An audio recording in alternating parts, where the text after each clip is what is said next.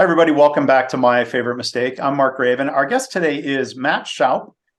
Back in 2005, he was laid off. He then founded M&E Painting, which grew quickly. It's produced over $30 million in revenue since then. He and M&E Painting have received dozens of business awards. He was named one of Colorado Biz Magazine's top 5 most influential young professionals. He was one of 40 under 40 top business leaders, as named by the Northern Colorado Business Report, among many other awards. He's founded now 6 successful companies. He's grown them all from the ground up, and they're all being run, as he describes, by extraordinary people. And there's a lot to talk about and a lot I want to ask Matt about today. Along the way, among other things, he received his Brazilian Jiu-Jitsu black belt.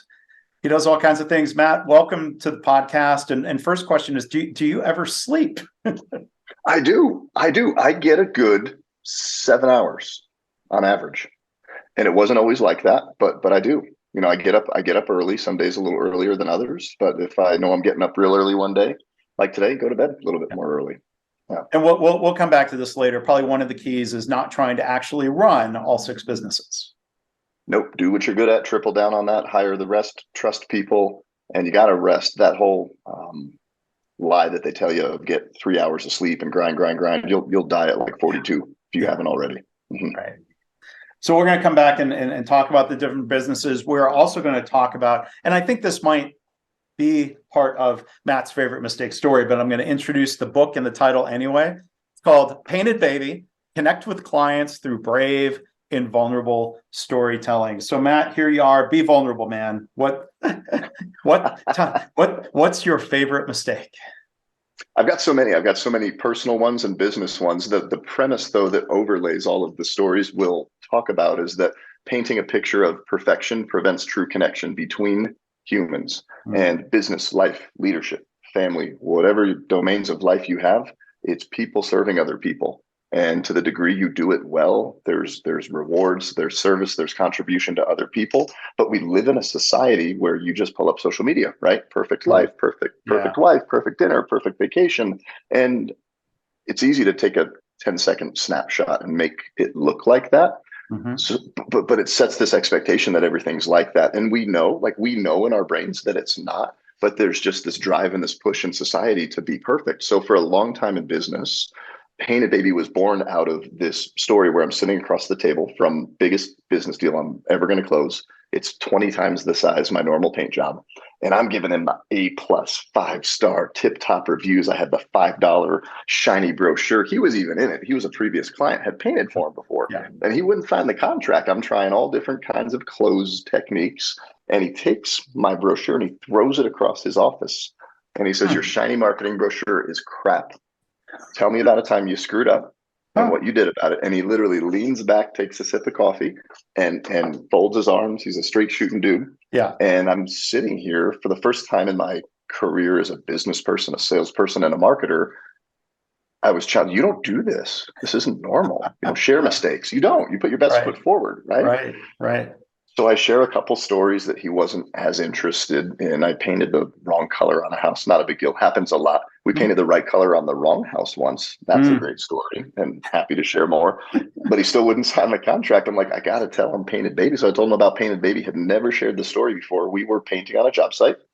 Mom was coming out every day to admire the paint job, say hello to the guys, like sweetest lady in the world, 9-month-old baby in her arms. And she was bringing out snacks this morning, setting them up on the back deck, and my painter's getting ready to spray a garage door with black semi-gloss paint. 1 in a million chance that this paint sprayer would jam like it did, and another 1 in a million that she's standing there with a baby. Right as he pulls the trigger, boom, paint everywhere. Paint a baby. And that's a bad day for us in business at the office, the job site. Yeah. So I'm sitting here just a few years later, thinking that I need to paint this picture of perfection, telling this customer the worst story of my career, what I did about it. And then he sticks his hand out to shake my hand. He says, you're the kind of guy I want to do business with. Yeah. Let's do this. And it threw me for a 180. And then I really went on a journey of exploring how do people really connect? How do we build trust? How do we establish trust and rapport? Not the whole old school. They need to know you, like you, trust you. That trust in the know, like, trust is you're not going to kidnap my wife or steal the purse. No, seriously. Right. Don't steal the baby. Try not to paint the Not, baby. not going to kill me, but that deep trust, like, hey, if something goes Right. sideways, I Right. know their brochure says they stand for integrity and values and vision and family and excellence, Everyone but says, right. yeah, because when there's none of that being compromised, you don't have to show any of it. But what happens when you know what hits the fan? And he wanted to know. So I told him, and he goes, I like how you handled that. Yeah. And I initially equated that to share a crazy story about painted baby, get more sales. And I didn't realize that it's no, Yeah. show up as who you truly are. Your Mm, brave, your vulnerable self, not how social media thinks or expects you to show up. Just be you with the yeah. big cauliflower ear. I've got a big receding forehead. Every couple of weeks it's getting bigger. You just show up. You're not perfect. Just be you, and people are going to love that. They're going to laugh Yeah. at that. They're going to connect with you, and then that's what builds trust. And then that's what gets you business. Not being Yeah. buttoned up. Yeah. Wow. Yeah. So when the baby got splattered with paint, though, like, I mean, how angry was the response then? I'm just curious, just to button up Mhm. how you dealt with that in the moment before we step back to kind of the broader picture of sharing that story. I love that you asked that because we have gotten a lot of paint on a lot of things in my 20 years of doing business. We have Yeah. been in commercial parking lots spraying oil, and we painted 32 cars, right? Oof. When somebody's car gets sprayed with paint, they get angry. The driving underlying emotion was fear and chaos with the baby. So we've had accidents where people fall, people get hurt, baby gets painted. Mama wasn't like, hey, paint a baby. What happened was my painter Raul, amazing gentleman from Mexico. English second language. My second language is Spanish, so we're always Spanglishing. He's a funny class clown. He calls me up. I'm 20 minutes away from the job. He's like, Mateo, come quick! I paint the baby. Yeah. Oh my gosh! And hangs up the phone. I just heard woman hysterical, baby crying. When I Mhm. got there, she wasn't mad. It was, hey, is baby okay? There's that fear. Right. And where's the paint? Is Do we everything's need to go water-based to the paint? emergency Do room? we do? Yeah. How do we triage this? But it was an honest accident, Right. right? I've been in situations where a painter was just careless and spilled paint on something that was very Mhm. valuable to somebody, and they're pissed because they knew they were careless. I knew they were careless, and you've got to own whatever it is and respond to whatever emotion becomes present as part of that mistake. Right. Well, there's a difference between careless or a bad decision or something just went wrong, right? So what was the Yeah. learning from, I don't know the details of this equipment of like what made it pop, splatter? Like, was there a way to learn from that so it could be prevented to not do that again, whether a baby was there or not? So when the spray tip, there's a little key that you put in the spray gun, and it creates the spray pattern. So there's different size keys. They make different size patterns. What we had established is it looked like the gun hadn't been just cleaned out enough, the Mm-hmm. filters, things like that. And the key was just off kilter. But usually if your key's off kilter a little bit, it just doesn't spray. So I think it was open just enough to let paint go everywhere that it wasn't supposed to versus just not going anywhere. But it had never happened in 8 7 8 years prior to that. It's never happened since. So I mean, Yeah. we just what we say is stay in the house when we're painting, especially when we're spraying. There's big machines. We've had dogs come and chew on the Mhm. pressurized hoses, and we Yeah. painted dogs, but painted dog's not as cool of a book as painted baby. Right. So I mean, there's the mistake, there's how we react to it. Yeah. You weren't there when it happened. Raul called you. I mean, how do you remember? Because I think how a leader reacts to a mistake is really important. Like, what do you remember about like in the moments, the surprise, and what you were feeling? And did you have to like consciously think about, okay, I need to react in a certain way that's helpful? What was interesting is I remember this very vividly. I'm doing a bank deposit 20 minutes away. The house is in Windsor, Colorado. I'm in Fort Collins. And Raul calls me. I'm stepping into the bank and I just hit silence. He usually called me, and then he called me again. I hit silent again. After like three times, like, Raul, leave me alone. You got this, right? And I put the phone in the pocket. Get out of the bank. I missed eight, 9, 10 phone calls. Like, I should probably call him back. So literally, Mateo, come quick, the paint, the Yeah. boom, oh my God, the baby, the paint, I paint the baby, hangs up the phone. after hearing this chaos. So it was a little bit of everything. It was fear, it was shock, it was what the heck's going It's on. interesting that he hung up. Yeah. I don't know, like he probably had to get back to it. It's not that he didn't want to hear you, let's say, yelling at him. It's just right. That gave you time to think about how to react, or I had a 20-minute drive that I probably did in 12. I mean, I flew over to the house, and he must have called me. I never really asked him how many minutes after you did this or this happened did you call me, but it was pretty fresh. And by the time I got over there, I didn't know what was going on. I didn't call anybody. I just said, get to the job site to find out what's going on. And there's two things I actually distinguish this in the book in the later chapters is there's reaction and response. So if I say to you, hey, did you get a haircut? And you see my face, you think I'm judging your haircut. So you're like, screw you, you're bald too. My haircut's better than yours. And you have I'm not bald. Reaction. but I was doing this because I had something in my teeth, right? So you didn't understand the perspective of where I'm coming from. But we react so much where it's this knee jerk. We don't take time to take everything in. So I say a response is when you have time to really look at what's going on and then decide how you're going to speak, act, behave, show up. So I get there, and Raul's brother Bloss is standing at the pickup truck, and he's covered in paint. He's got drop sheets covered in paint, and there's a trail of black paint going up the driveway.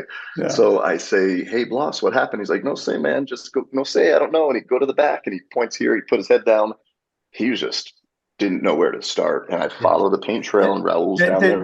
Sorry to interrupt, did he put his head down? I mean, he was probably ashamed or just embarrassed, or right? I mean, what I related.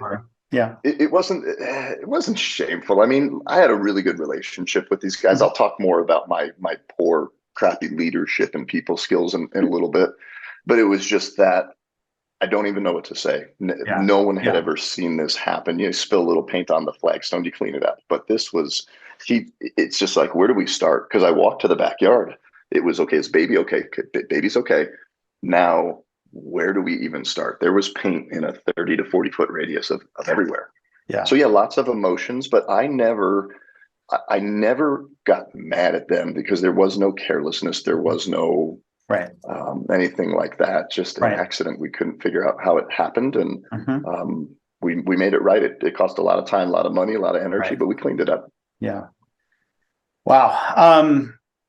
But so I want to come back to the story and your business again, but like as a quick detour, like hearing how that client asked you that question, like that question is so fitting for this podcast. Tell me about a time you screwed up and what you did about it, whether it's a favorite mistake or not. So I love that. That would be a great job interview question if you're looking to hire someone into an organization. Have you ever turned the tables and ask that question of one of the leaders that you hired to run one of your businesses? Absolutely. And, as I'm a salesperson at heart, so this changed our sales in such a significant way, not just in the touchy-feely, hey, fun story. It raised our close rate 10 to 15%, depending on how, where, and when you measured when we implemented this. So bottom line profit. So for me as a salesman, when somebody's selling me, I had somebody in here today, we've never had an unhappy client. I'm like, well, then you're lying, or you don't have a culture in which those clients can tell you they're not happy.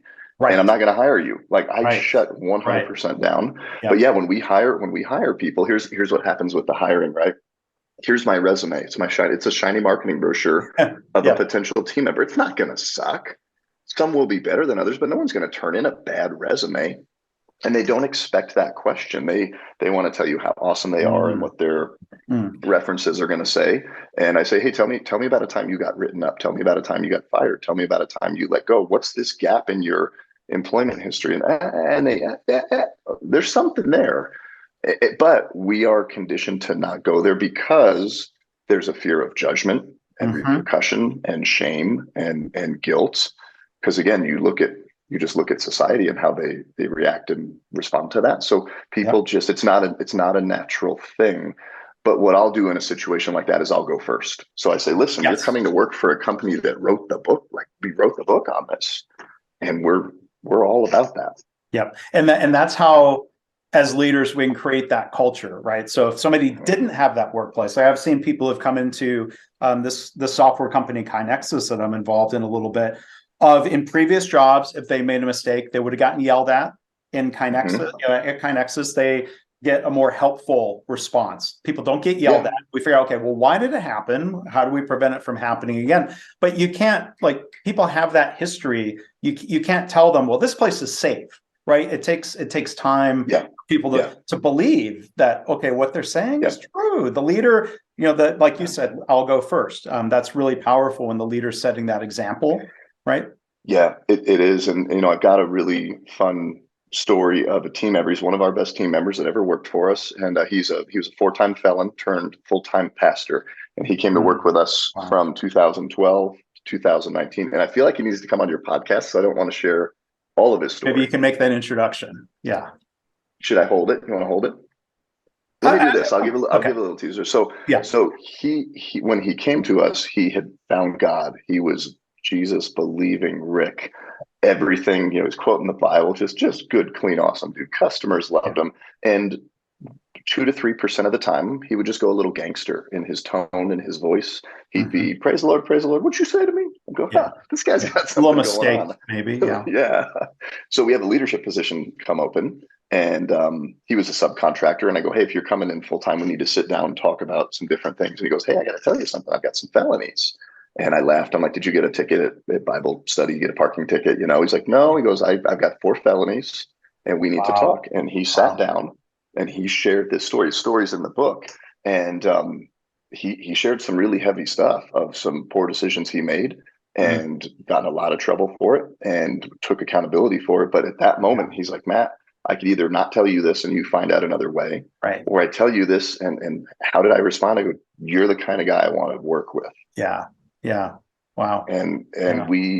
I worked with him, mentored him. Our company paid for his life plan. I knew he wanted to be a pastor. I knew he was going to be here for 5, 6 years. And I remember the day I was hiking in Spain, he finished his life plan and he messaged me.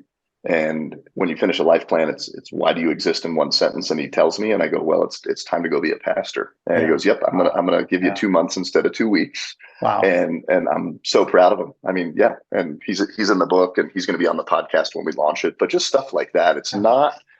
This isn't just customer facing. It is Mhm. human facing. Yeah. However humans interact within business. Yeah.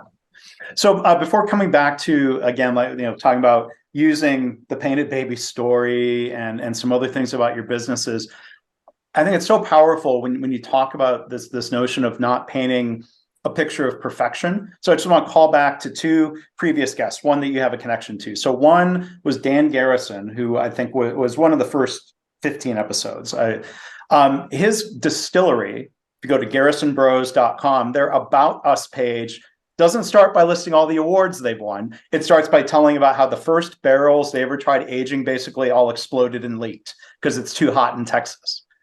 Like, there's something cool about that, and they're willing to share mistakes as they did on the podcast. So I think that's cool. But we wouldn't be having this conversation here in episode 200 and something if this idea I had, would people be willing to talk about, using your language, a time they screwed up and what they did about it, what they learned? If Kevin Harrington in episode 1 had not been willing to come and be vulnerable that way, right? This is a guy who's been so incredibly successful, and it would be, you want to tell those success stories. Like if he had come on and said basically, like, my favorite mistake is that I've been too successful and I don't smell the roses, like, that's not an interesting podcast series. So he set the tone. He's part of why we're here. But you met Kevin. I was wondering if you could just kind of tell us real quickly about meeting him. I did. I met Kevin back in 2012, 13. I'm not 100% sure of the exact year. I was part of Entrepreneurs Organization, and they threw an event in Las Vegas. It was a regional event. They did something called Pitch Tank. And at that time, our company, Pirate Patch, well, the company's called Rai, makers of the Pirate Patch. It's a drywall repair tool, and we now sell it on Amazon, Walmart.com. But we were just getting it launched, and phenomenal product. When you see what it does, it speaks for itself. It sells itself. You are a sales guy. Yeah. Yeah, it is. I mean, it's like you have a texture issue. It's done. You use a spray can. You want to kill the spray can. So go ahead. We got to jump on stage in a big auditorium in Vegas with Kevin Harrington and other successful entrepreneurs sitting there on stage and pitch the product. And there were 8 of us. And then we won the pitch.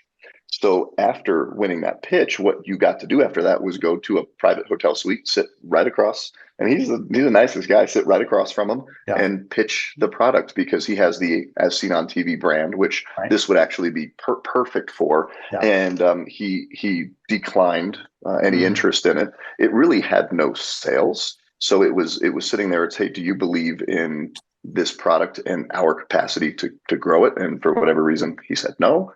It's nice to meet him. Yeah. And we tried wholesaling it to big box chains, and we're losing money. It's a single SKU product, but we found great success online. But it was an idea on a napkin eating burritos after we got fired from a paint job because we couldn't figure out how to do knockdown texture. And we were overpromising, under-delivering, and these spray cans were garbage. And everybody said we couldn't make it work. And now it's a great story. We've sold tens of thousands of these things. Wow. So back to the painted baby story, and a great story. And you mentioned a little bit already about how using it, has raised your close rate, and you're being authentic and vulnerable, and talking about how you handle a problem even if people don't ask. Tell us about the progression then of realizing, hey, this might be effective if I shared it proactively with others. I'd love to hear like some of that thought process. Yeah, it's effective if you share it proactively, absolutely, in business, but in life. And I would share that at that point, and I don't see a difference between business and life. I tell people your business will only grow to the degree that you do. It'll only be as healthy as you are. Yeah. I realized personally that I was being the buttoned up 5-star version of Matt, and I wasn't being real with others. So as I start doing it in business, I also start doing it personally with friends, with relationships. But I'll use the example of, do you ever see the movie 8 Mile with Eminem? Yeah. I grew up in the Detroit suburbs right off of 5 Mile. Okay. I kind of, not the same, but yeah. Yeah. Every business has a dirty little secret. And I challenge businesses. I say, hey, what is that secret? If your competition got a hold of it and they went out and they spun it to use it against you, what is it? That's your painted baby story. Yeah. In 8 Mile, right, Eminem goes to the final rap battle, and he knows what they're going to say against him. So he just comes out and says it all against himself, and then says, what do you got? Because you went to private school, so how good are you? And the guy was speechless. So proactiveness of get in front of the story, own and control the narrative. And when a company is going to knock you to sell themselves anyway, if they're going to rap battle their way to success for themselves, then it says a lot about them. But you'll leave those people speechless, and then it's like you got nothing to hide. And it just sets this expectation that, listen, we've painted a baby. If something goes wrong here, we'll take care of it. Just call me. And the customers, they're more relaxed about it. They don't default to high emotional intensity levels of anger and distrust. They're like, you told me this might happen, and now it happened. And boom, we're Johnny on the spot. Fix it. Yeah. To make it right. Yeah. So before we recorded, maybe, you can let me share one of these. You showed me a picture of it looked like a yard sign, like you would put in the yard of a house you were painting. Was that the context of it with the painted baby photo? Tell us about that. We can pull it up. Do you want a screen share? No, because we have a lot of people listening, but maybe I can share it. Yeah. I can superimpose. We'll give the link to the page. Yeah. There's a page. Show notes. Yeah. So after I leave this sales appointment, I share this with my sales team, and they're like, Matt, you didn't close this deal because of that. So I went out and tested this hypothesis, and I measured the results. And when we finally realized this works, raised my close rate, I then trained the sales team, because it can't just be me; it has to be the team. Once we did that, I go, hey, let's take this to people that are not our customers yet, that we're not in front of for sales opportunities. So we did the photo shoot. We took my daughter. She was 3 years old, brought her to the office. This is a real live shot. Like, we legitimately painted her. And she went through all the emotions of that. And then we took some of the best photos. And we, at that point, we're doing a lot of outdoor advertising, direct mail. So bus stops, bus benches. We had the crazy sign spinners with the painted baby, direct mail. Painted baby was our thing. It was 2013. We ran with that campaign, and just the lead generation increased, the different types and depths of conversation, however you measured. There was definitely tangibles, but also just this intangible, just easier to do business now. Yeah. Wow.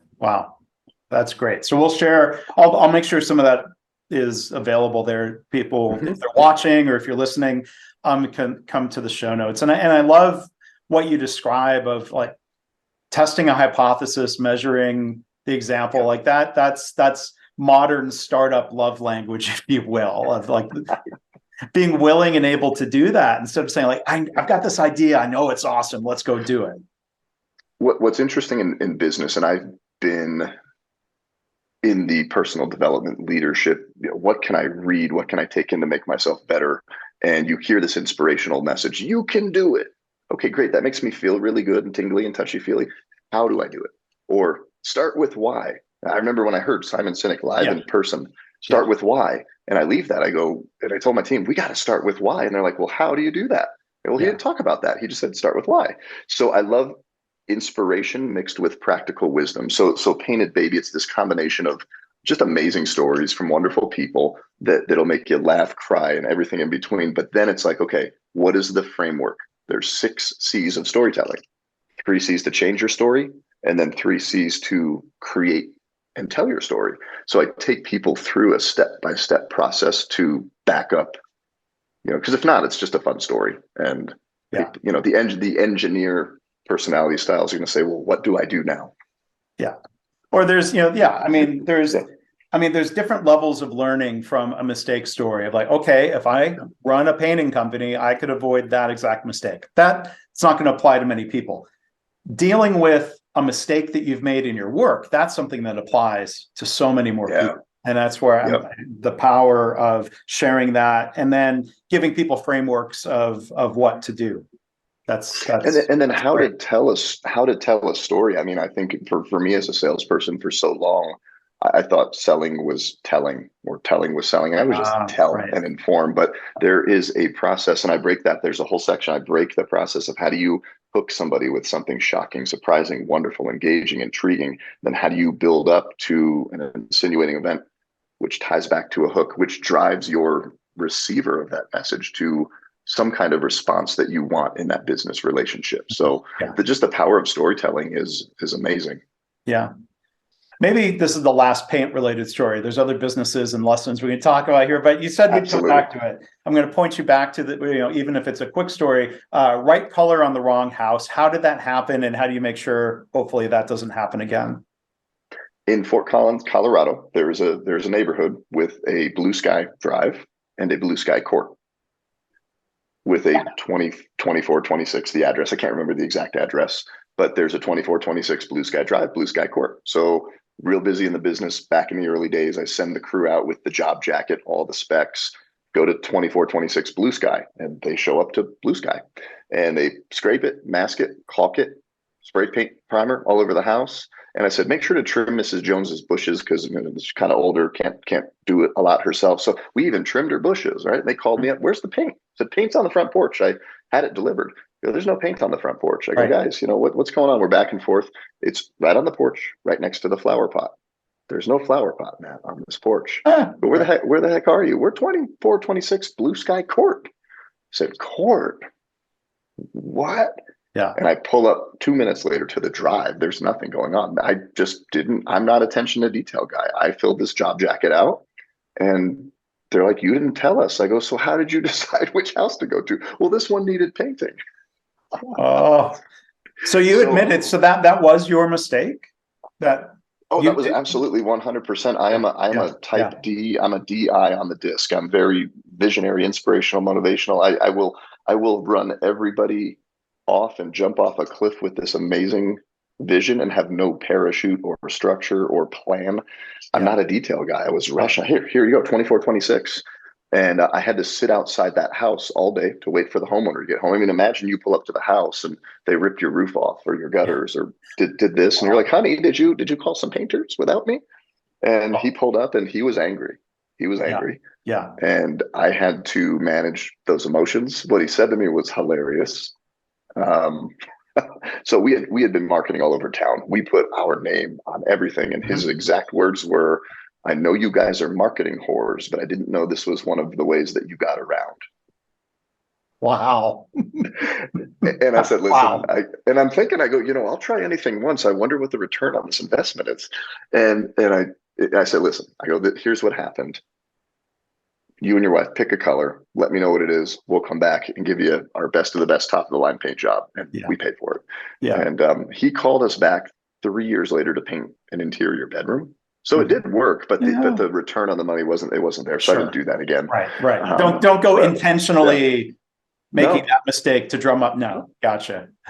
I'll try anything once, right? You got to be Yeah. creative in marketing. But yeah, Experiment. I mean Yeah. that was my mistake. And again, that the lessons between the stories is obviously details matter, but Mhm. Painted Baby, it's fear, it's chaos, it's concern, different emotions. This guy comes back. There's just anger, and you whatever that emotion is, they have every right to have that emotion. You Yeah. don't know Right. how people will react or respond, but you have to respect it.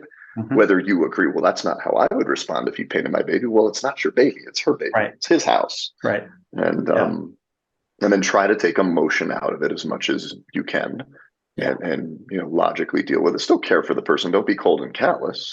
Right. Um, Right. So I want to ask you about these other businesses, but real quick, just I can't help but mention because my town in Texas, I won't name the name, or people could Google it, but the mayor of our town owns a demolition company. He's second generation of this cool. demolition company. They were in the news because over in Dallas, they literally demolished the wrong house. And I've Okay. seen something like that pop up in the news a couple of times in different parts of the US. I mean, boy, that's different than starting to paint the wrong house. Yeah, that's a bad day at their office, That right? is Like a that's horrible a Painted day. Baby store of demoing, demoing the office. I don't Yeah, think they could turn that yeah. into a marketing campaign, though. I mean, the way up, You right? know, if you follow the framework though, right? Because there's a how do you address situations like this? It's understand the severity of the situation. You just demoed somebody's home. That's pretty damn serious. Yeah, Take full ownership, accountability, responsibility. Make sure everybody's okay. Create a plan of action. You have to now sell that to the person, to the family whose house you just demoed. Take action on that action, get buy-in, keep checking in on people, and then tie it right back to, hey, I know we screwed up. We dropped the ball, but was this a home run the way we picked it up and hit it? They could do that. I don't know what they did. It would be interesting to see. yeah. I mean, but to your Yeah. point earlier, competitors are certainly bringing it up. You don't want to hire them. Yeah. The clowns that knocked down the wrong house. Forgive me for putting it that way. That's how someone else might say it. Possibly, but like, how great would their website be if they say, "Hey, you've probably heard we were the guys that knocked down this house, but look what we gave them back. We gave them this house," Yeah. and they go above and beyond. Yeah. So, yeah, it would be interesting to see. We should swing back around and see what they did. I See if will they can look come that on up. your. Will they come on your show? Um, we'll see if they are like you and others on this podcast who are willing to talk about mistakes publicly. We will. There's only one Yeah. way to find out. Say, hey, Mr. Mayor, and try.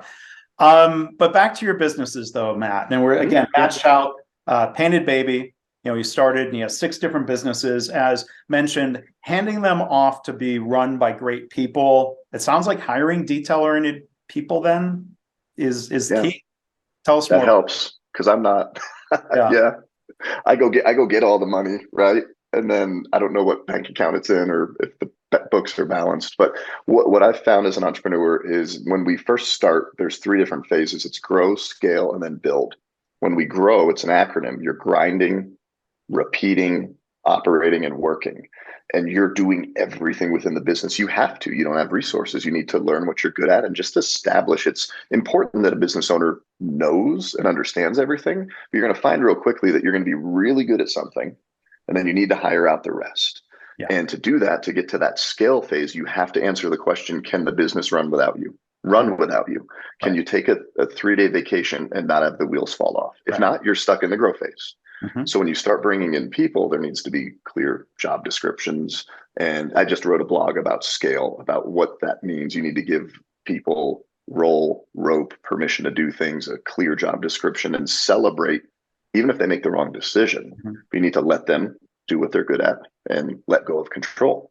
Yeah. But then the next question is, can the business grow without you? So it might run without you. Like I can go take a month in Spain. The business will run, but I'm still in that scale to build phase. And what happens with build is it's when the business goes beyond you, where you could get hit by a bus and they understand your vision, your purpose, and everything, and you invest and you pour into these people so much that they become better than you. I remember when I now have salespeople that outsell me. And I never thought that day would come in Huh. business because Yeah. that was my thing. I was so proud of it. It's Yeah. hard to let go of. Yeah. So, as an entrepreneur, just find out what you're good at, really lean into that and pour into people. Don't be afraid to invest in people. And if you go, well, I can't trust, you know, can't trust this person. Well, they're either not trustable or you don't trust anybody. Where's that come from? Yeah. And the first to second phase, even the second to third phase, it requires exploring a lot about yourself and what kind of programs and beliefs and mindsets you have and run in Yeah. your life. Yeah. So maybe other question about that. Like how do you think about the risk of hiring somebody who turns out to be a mistake, or you think it was a mistake, of like investing in them and building upon whatever potential you saw in them versus saying, Yeah. oof, no, that wasn't right, I need to replace them? So I mean, we've had stories like Rick, where the guy comes to us out of prison, and I'm still hanging out, pouring into that guy.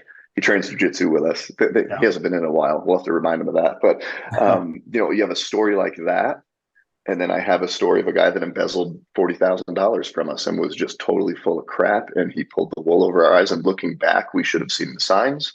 It helped us. It was an expensive lesson that helped us realize some things. Mhm. And then everything in between is this. And I think this is the entrepreneur, kind of the pull on an entrepreneur is like, why would I invest all of this? We actually had a gentleman who left, started another painting company, totally lied about it, stole Mm, customers. He did it in a mm. very lack of integrity way, and it showed who he truly was. So that's great. Go do your thing, dude. I'll do Right. mine, and we'll see where we end up.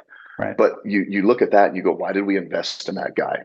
Look at what he did. It's like, well, do you want them to stay stupid and not poured into? And not that they're stupid when they come here, but do you want somebody to not grow and Right. stay where they're at? Dave Ramsey says that. Do you want to grow them and maybe they leave, or have them stay where they're at? And he calls it stupid and stay. Yeah. So yeah, I stopped. I ran betrayal programs in my life for a really long time. I got bullied a lot growing up. I had situations where people that should have been encouraging me and uplifting me didn't. So I was Mhm. always looking over my shoulder for the bully, and I was always waiting for the relational shoe to drop.